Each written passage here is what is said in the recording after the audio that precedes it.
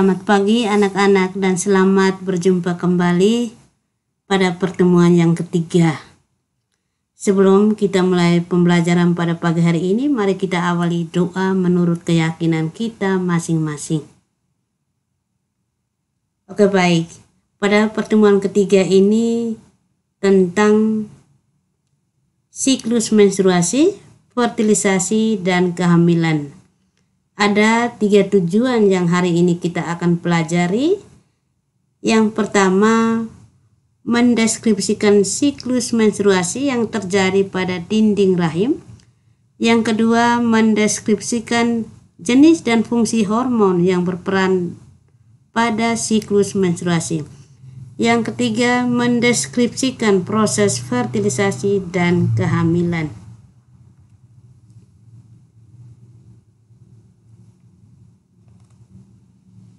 Menstruasi merupakan suatu keadaan keluarnya darah, lendir, dan sel-sel epitel yang menyusun dinding rahim. Apabila seorang perempuan mengalami menstruasi, maka akan keluar darah melalui vagina. Menstruasi biasanya terjadi 1 bulan sekali. Siklus menstruasi akan terjadi apabila sel telur yang dihasilkan oleh ovarium tidak dibuahi oleh sel sperma.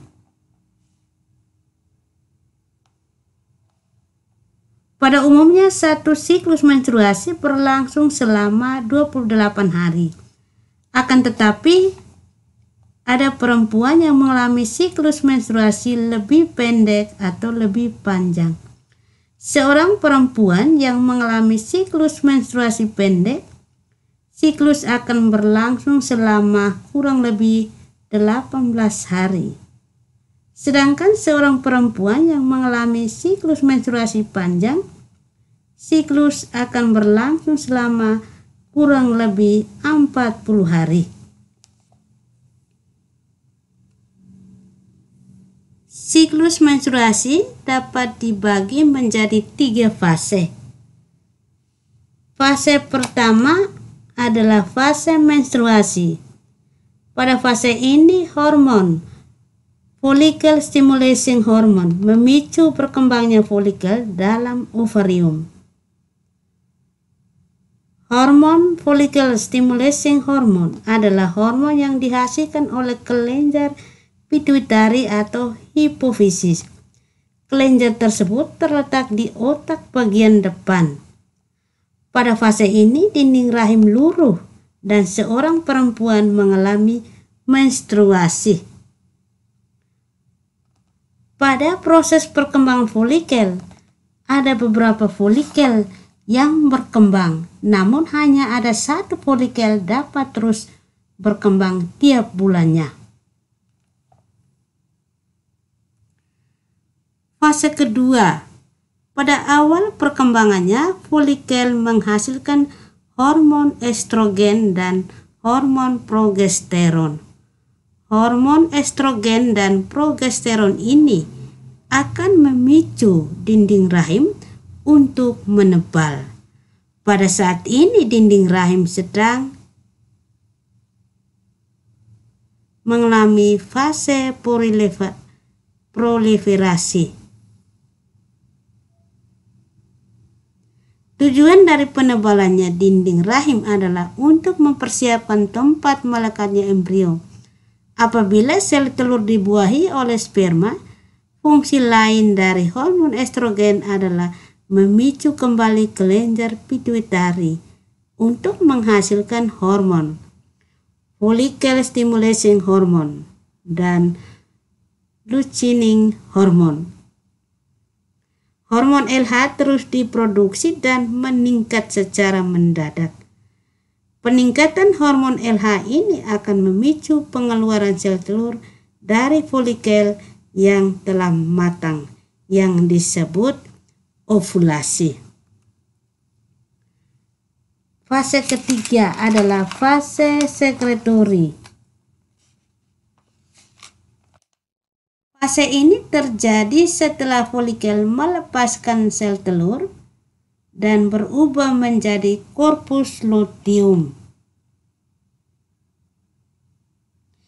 Sel telur yang telah diovulasikan akan ditangkap oleh fimbriae dan akan bergerak menuju tuba fallopi. Jika pada saat itu sel telur tidak dibuahi oleh sel sperma atau tidak terjadi fertilisasi, maka akan dikirim sinyal tertentu pada korpus luteum untuk tidak memproduksi hormon estrogen dan progesteron lagi.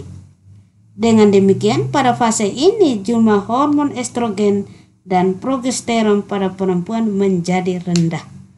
Rendahnya hormon estrogen dan progesteron menyebabkan jaringan penyusun dinding rahim rusak dan pembuluh darah yang ada pada dinding rahim pecah, sehingga perempuan akan mengalami menstruasi.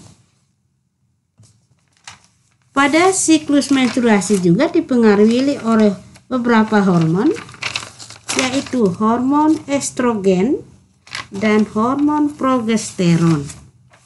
Hormon estrogen itu berperan pada perubahan tubuh remaja dalam masa pubertas, serta terlibat dalam pembentukan kembali lapisan rahim setelah periode menstruasi. Hormon progesteron bekerja sama dengan estrogen menjaga siklus reproduksi dan menjaga kehamilan. Hormon progesteron ini juga berperan dalam penebalan dinding rahim. Oke, baik anak-anak, kita lanjut pada fertilisasi atau pembuahan. Fertilisasi merupakan proses peleburan inti sel sperma dengan inti sel telur sehingga membentuk zigot. Proses fertilisasi ini terjadi di dalam tuba fallopi. Setelah terjadi pembuahan atau fertilisasi, zigot yang terbentuk akan melakukan pembelahan dan berkembang menjadi embrio yang selanjutnya tertanam ke dalam endometrium atau mengalami implantasi. Pada masa ini seseorang mengalami kehamilan apabila ada sel sperma yang masuk ke dalam saluran reproduksi perempuan. Sel sperma tersebut akan bergerak menuju sel telur. Apabila telah bertemu dengan sel telur, bagian kepala sperma akan masuk ke dalam sel telur dan meninggalkan ekornya di luar sel telur.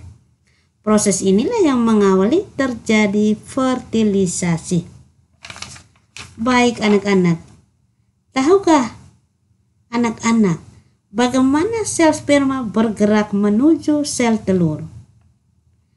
Sel sperma menggunakan flagela yang bergerak memutar sebagai baling-baling untuk menggerakkan tubuhnya dalam cairan yang ada pada tuba fallopi untuk menuju ke sel telur.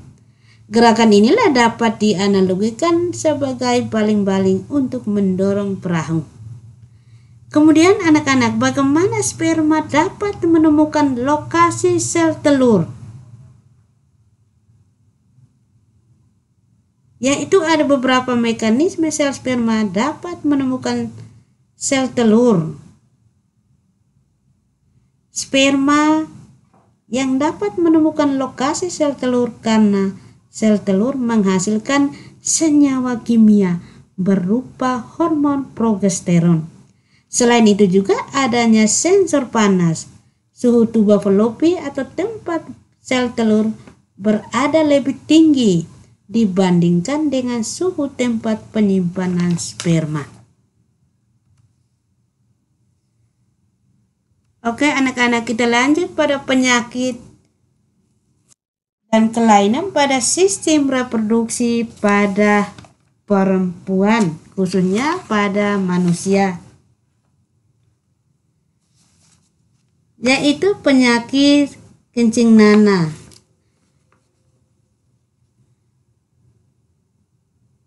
Penyakit ini diserang atau disebabkan oleh bakteri Neisseria gonorrhoeae dan ditularkan terutama melalui hubungan seksual. Bakteri ini menimbulkan radang pada organ reproduksi seperti vagina, oviduk, epididymis, dan kelenjar prostat. Juga dapat menemukan radang pada saluran kemih, mata, persendian, dan selaput otak. Kemudian ada sifilis atau raja singa. Penyakit ini disebabkan oleh bakteri Treponema pallidum. Kemudian ada herpes genital. Penyakit ini disebabkan oleh virus herpes simplex. Kemudian ada plur albus atau keputihan. Penyakit ini mengalami perempuan disebabkan oleh berbagai macam parasit, antara lain jamur Candida albicans, protozoa dari jenis Trichomonas vaginalis, bakteri, dan virus. Kemudian ada endometrium atau endometriosis, dinding rahim terletak di luar rahim atau uterus, misalnya di sekitar ovarium atau ovidum. Kemudian ada chlamydia. Penyakit ini disebabkan oleh infeksi bakteri Chlamydia trachomatis yang ditulurkan terutama melalui hubungan seksual. Oke anak-anak, pertemuan ketiga telah selesai. Sebelum kita mengakhiri pertemuan ketiga ini, ada beberapa hal yang perlu saya sampaikan. Yang pertama, untuk materi mohon di-download dan belajar kembali. Kemudian untuk tugas saya akan kirim lewat website dan dikerjakan dengan baik dan akan kirim lewat website sekolah, bukan WA. Oke anak-anak, jangan lupa cuci tangan, jaga jarak. Sampai, selamat pagi.